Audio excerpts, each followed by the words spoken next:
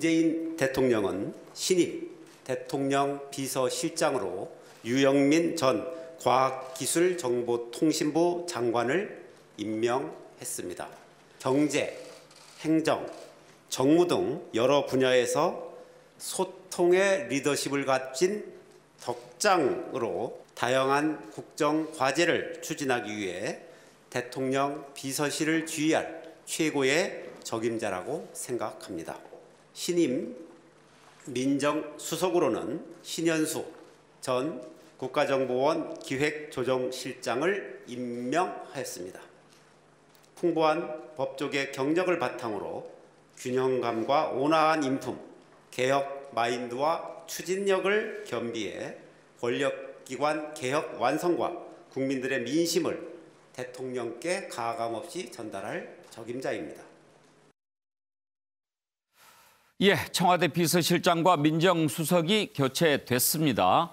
노영민 전 비서실장이 유영민 신임 비서실장 임명됐다는 소식을 전하는군요. 노영민 실장이 그렇게 얘기했다고 합니다. 나는 노영민인데 새 실장은 유영민이다. 영민함이 있다. 나는 영민함이 없었다. 뭐 그런 우스갯소리였겠죠. 자, 문재인 대통령 개각의 공수처장 임명에 오늘 비서실장 교체까지 새해를 맞는 각오가 좀 남다른 것 같습니다. 오늘 개각 내용 그리고 또 참모진 비서실 교체하는 것 이런 내용 먼저 좀 짚어보겠습니다. 네 분 패널 함께하겠습니다. 김영주 전 국회의원, 김두수 전 민주통합당 사무총장, 윤기찬 국민의힘 법률위원회 부위원장 그리고 최경철 매일신문 편집위원 네 분 함께하십니다. 어서 오십시오. 김영주 의원. 네. 당초에 비서실장 물망에 올랐던 사람들이 이른바 뭐 삼철 가운데 이철, 양정철 민주연구원장, 이호철 전 민정수석, 그리고 우윤군 전 러시아 대사 뭐 이런 사람들 얘기가 나왔는데 유영민 전 과기부 장관은 이름이 별로 안 나왔잖아요. 그렇습니다. 예, 어떤 배경으로 보십니까? 실제로 보면은 이제 그분들 중에서는 너무 이제 정치색이 짙고 또 이호철 수석 같은 경우는 그 이 정부 들어서 거의 뭐 국내에 거의 안 계실 정도로 외국에 계시면서 참여하지 않는 형태의 일했고 또 뭐 양정철 그 민주연구원장도 전체적인 그 마지막 비서실장으로서의 모든 사회의 어떤 대통령 둘러싼 이해관계자들을 통할할 만한 정도의 그런 어떤 뭐 역량이라든지 어떤 예. 그런 부분들은 좀 약하다, 애매하다 예. 그런 부분이라서 결국 대통령의 마지막 임기 동안에 부분적으로 어떤 레임덕이 오든 그것을 줄여가면서 신기 관리를 할 수 있는 그래서 이분은 어쨌든 기업인이었고 예. 또 합리적인 조직 생활을 오래 했고 또 실제적으로 또 부산에 이제 동네 고등학교를 나왔고 예. 부산 대학교를 졸업하신 분이 있고 예. 그런 의미에서 어떤 그 뭡니까 이제 동질성 그리고 마지막 좀 이제 대통령과 함께 한다라는 의미 예. 또 실제적으로 그러면서도 전체적으로 좀 연령대가 뭐 사실은 연배가 지금 70세예요. 이분은 나이가 굉장히 많으시기도 한데 예. 전체적으로 안정되게 소프트 랜딩 하고자 하는 그런 의지, 대통령의 뜻을 잘 이해할 수 있는 막 그런 배경이 있다 그렇게 보여집니다. 예. 자, 신임 비서실장 그리고 민정수석으로 임명된 분들의 소감을 한번 들어보도록 하지요. 안녕하십니까, 유영민입니다. 코로나와 또 민생 경제가 매우 엄중한 때에 부족한 저가 비서실장이라는 중임을 잘 감당할 수 있을지 먼저 참 두렵습니다. 그러나 빠른 시간 내에 현안들을 잘 정리를 하고 속도감 있게 실행력을 높이고 또 통합과 조정을 통하여서 생산성 있는 효율 있는 청와대 비서실이 되도록 하겠습니다. 그리고 무엇보다도 바깥에 있는 여러 가지 정서라든지 여러 가지 의견들을 부지런히 듣고 또 대통령께 부지런하게 전달을 해서 대통령을 잘 보좌하도록 하겠습니다. 어려운 시기에 소임을 맡게 됐습니다. 여러 가지로 부족하지만 할 수 있는 데까지 최선을 다해서 열심히 하도록 하겠습니다. 대단히 고맙습니다. 예, 김두수 총장. 네. 일단 시기적으로는 새해를 앞두고 이렇게 개각하고 또 비서실 바꿔서 좀 새해 새로운 모습으로 국정을 이끌어 나가겠다. 시기적으로는 그런 의지가 읽히는데 바뀐 인사들의 면면을 보면서 문재인 대통령의 의중을 한번 읽는다면 어떻게 읽으시겠어요? 아무래도 이 올해 한 해는 코로나와 뭐 국정 전반에 있어서 전반기에는 총선을 잘 치렀지만 후반기에 오면서 약간의 안정적인 뭐 지지도라든지 이런 게 좀 하락하고 그래서 이것을 이제 쇄신하고 일신해야겠다는 생각을 하신 것 같고요. 비서실장 같은 경우에는 암만 해도 좀 동향의 같은 연배로서 국정을 새롭게 뭔가를 벌리기보다는 이제 마무리를 해야 된다 이런 생각 때문에 이제 하신 것 같고요. 그다음에 이제 이 민정수석은 또 검찰 이제 처음으로 이제 검찰 출신이 그러니까 요 역할을 한다고 하는데 노무현 대통령 시절에 이제 법무비서관을 했고 또 17년 대선에서 이제 법률지원단장 이런 것들 맡았던 관계에 있어서 암만 해도 이번 그 검찰 개혁을 마무리할 때 박범계 법무부 장관과의 어떤 이런 팀워크라든지 이런 것들을 고려했다 이런 생각이 듭니다. 예. 최경철 의원, 그런데 김상조 정책실장도 원래 사표 같이 내지 않았습니까? 맞습니다. 그런데 왜 반려가 됐을까요?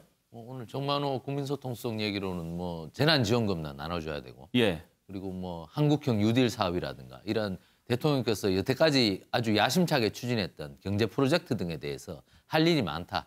그렇기 때문에 지금 청와대 정책실장을 바꾸기에는 너무 위험성이 크다. 네. 이런 해석을 내렸는데 대통령께서 직접 말씀하셨다고 그래요. 이러한 이유 때문에 김상조 실장은 안 된다고 오늘 아침에 그렇게 천명을 하셨다고 하니 경제에 대해서는 앞으로 좀 신경을 쓸 필요가 있는데 예. 그렇다면 정책실장을 지금 교체할 수는 없다. 그렇게 된다면 지금 경제팀인 홍남기 부총리 예. 체제도 당분간 계속 간다고 봐야 할 수밖에 없을 것 같습니다. 대통령께서 지금 뭐 한국형 뉴딜 이런 부분에 대해서 굉장히 좀 기대를 많이 갖고 있기 때문에 이 부분에 대해서는 성과를 낼 때까지는 인적 교체는 할 수가 없다는 방침인 것 같습니다. 그렇다면 이번 비서실장 인사라든가 민정수석 인사는 조금 감동이 있었으면 했는데 그 부분도 조금 감동이 없는 부분은 있지 않았겠나. 그렇다면 달리 말하면 무엇이겠습니까? 문재인 대통령은 지금까지 문재인 정부가 잘해왔는데 크게 잘못한 게 없는 부분에서 국정기조를 바꿀 필요는 없다고 생각한 것 같습니다. 그렇기 때문에 지금 예측 가능한 인사로 계속 가고 그리고 국정기조를 아주 획기적으로 바꿀 사람들을 쓰진 않겠다. 지금까지 해왔던 사람들하고 콤비를 잘 이루어서 가겠다는 것인데 그렇다면 이 부분에 대해서 앞으로 국민과 야당에 대해서 좀 설득할 카드가 좀 필요한 것 같고 이 부분에서 새로운 비서실장 대신 유비서실장이 야당이라든가 국민과 직접 소통하는 대통령의 자리를 어떻게 만들어갈 것인가는 좀 숙제가 될 것 같습니다. 예, 야당의 반응이 궁금한데 윤기찬 부위원장께서는 어떻게 평가하십니까? 이번 인적 개편을. 쇄신형은 아니라고 보고요. 일단 안정 경향이 있는 안정을 추구하는 그런 관리형 인선이다. 거기에 이제 저는 눈여겨 보이는 게 이제 신현수 민정수석. 네. 이분이 사실상은 비서실장 역할을 할 걸로 보여져요. 그러니까 유영민 실장께서는 이제 뭐 합리적인 분이기 때문에 뭐 대하 창구 정도의 역할을 맡으실 것 같고 실제 안에서 이 신현수 민정수석이 원래부터 민정수석으로 많이 거론됐던 분이거든요. 예. 그런데 아마 본인이 고사했던 걸로 알려져 있고 청문회 절차 이런 걸 좀 부담스러워한다는 것도 알려져 있었던 거고. 근데 어쨌든 지금 공수처 출범과 그다음에 검찰의 검경 수사권 조정 이럴 쯤에 이제 신현수 수석이 들어왔단 말이에요. 그럼 결국은 공수처와 검찰을 아우르는 원래 청와대 민정 본래 그 역할을 신 수석이 적극적으로 하지 않을까. 그래서 법무장관은 박범계 장관은 그야말로 제도적 개혁 위주로 가고 실제 검찰과 공수처를 아우르는 이런 역할을 신현수 민정수석이 할 걸로 보여져서 이번 인사의 방점은 신현수 민정실장 수석이다라고 생각이 되고요. 김상조 그 실장의 경우는 사실은 여권에서 정당에서 바꿔달라고 했던 걸로 전 알고 있는데 그동안에 이제 당정 간에 사실은 경제팀과의 알력이 많이 있었어요. 그린벨트도 있었고 1차 재난지원금 때도 있었고 그러니까 뉴딜 관련해서 조금은 있었다고 알고 있는데 예를 들어서 여당에서는 이제 그 조정 역할을 하지 않은 김상조 실장의 교체를 주장했지만 대통령께서 아마 그 정책적 그 동력을 삼을 것은 이제 뉴딜뿐이 없거든요. 예. 그렇다 보니까 지금은 어떻게 보면 정부의 힘을 실어준 게 아닌가 이런 생각을.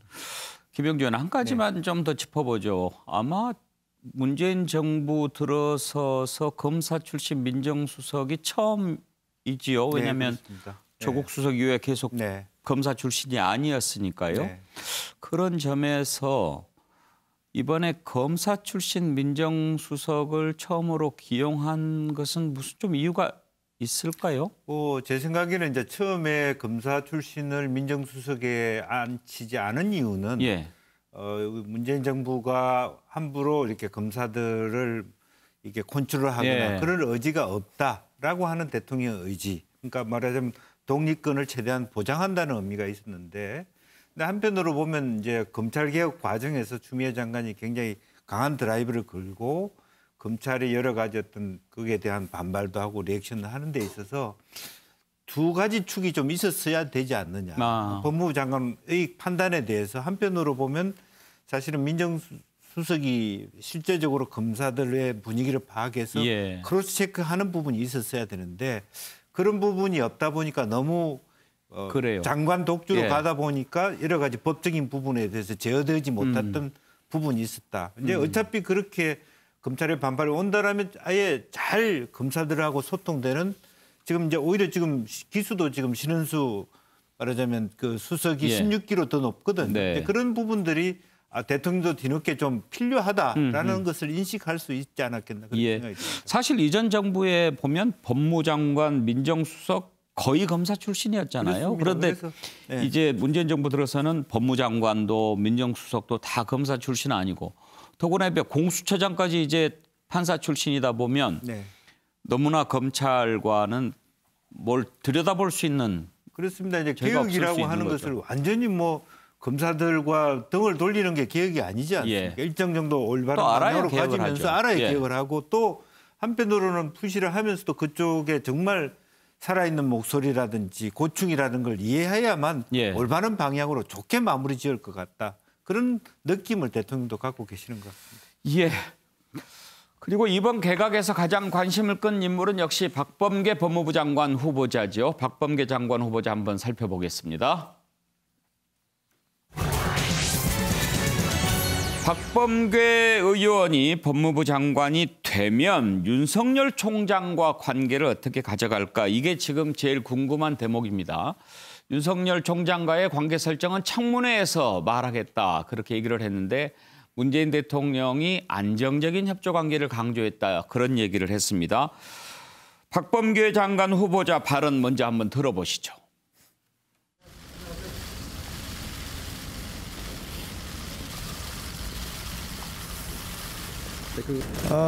이곳 서울고검 청사에 저희 인사 청문을 위한 준비단 사무실을 이곳에 마련하기로 했습니다.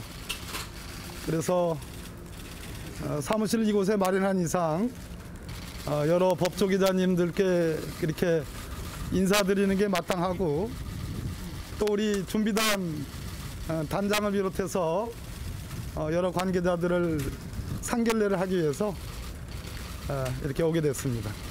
어제도 말씀드렸지만 인사청문을 준비하고 청문회장에서 말씀드리도록 하겠습니다. 드리겠습니다. 박범계 장관 후보자가 되면서 박범계 장관이 법무부 장관이 되면 과연 윤석열 총장과는 이번에 어떨까? 그런 부분들이 가장 궁금한 대목인데요. 그동안 박범계 장관 후보자와 윤석열 총장과의 관계를 볼 수 있는 스토리들이 좀 몇 가지가 있습니다. 그 내용들을 한번 모아봤는데 그걸 듣고 얘기해 보겠습니다. 헤네스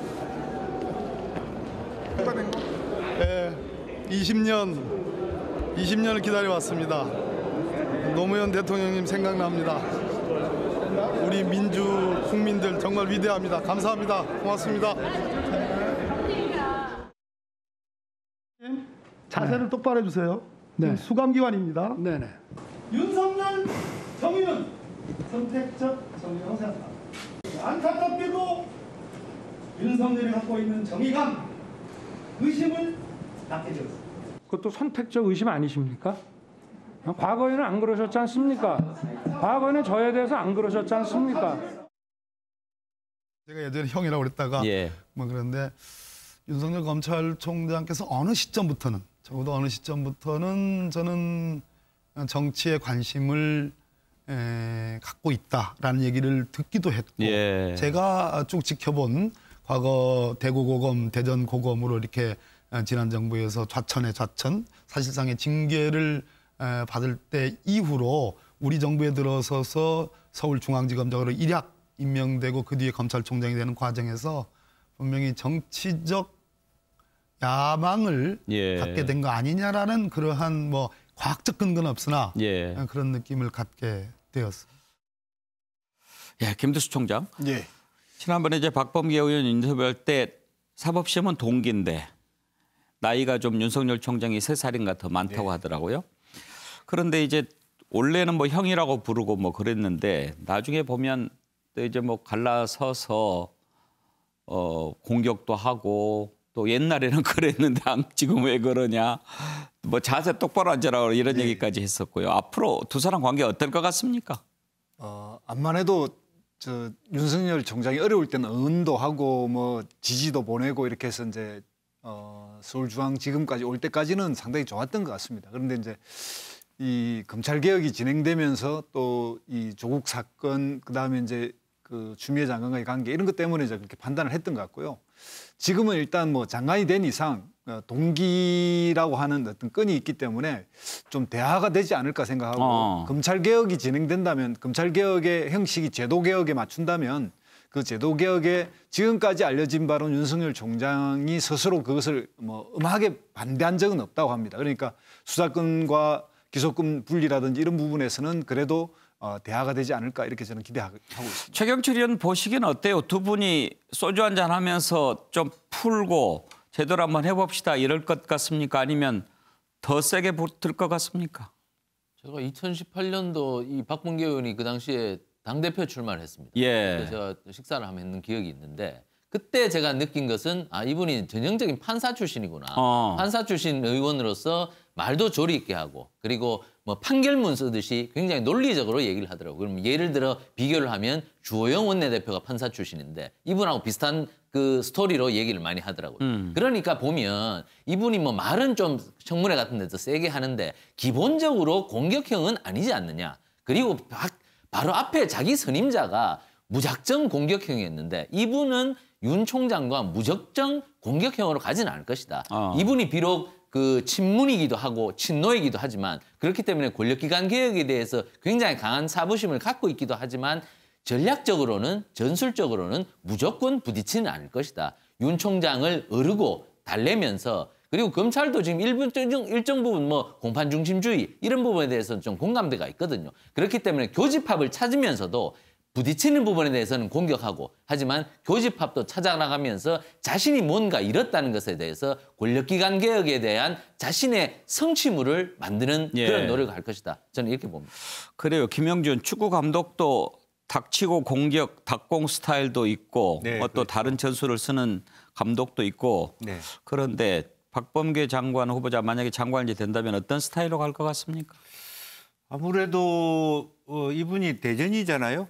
그 여러 가지 이제 대전 스타일이 있을 수 있습니다. 어떤 스타일이죠? 그러니까 상대방이 들어오는 걸 보면서 반응하는 슬기로운 부분이죠. 그래서 저는 나머지 임기가 이제 총장 임기가 7개월 남았습니다. 지금 뭐 다투고 말고 할 것도 없고 또 윤 총장도 거의 같은 충청권이거든요. 그렇죠. 그런 면에서 서로 이심점심으로 일정 정도 합의를 해가면서 가는 그런 전술을 쓰지 않을까 싶습니다. 이심점심? 점심을 같이. 김영지 의원이 쓰는 썰렁 유머 저도 한번 해봤습니다. 윤기찬 부위원장 전망은요? 저는 두 분이 그 접점은 없을 것 같아요. 다툴 만한 그런 예를 들면 구체적인 수사 사안 갖고 언급을 해서 다툴 이유도 없고 예. 두 번째로 인사권 갖고도 다툴 이유도 없고 왜냐하면 아까 말씀드린 바대로 신현수 민정수석이 들어오면서부터 인사권 관련해서는 아마 청와대가 직접 챙길 가능성이 커졌고요. 검찰 수사 관련돼서도 법무장관을 통한 이런 것보다는 청와대 직접 여러 가지 주문을 할 가능성이 크다.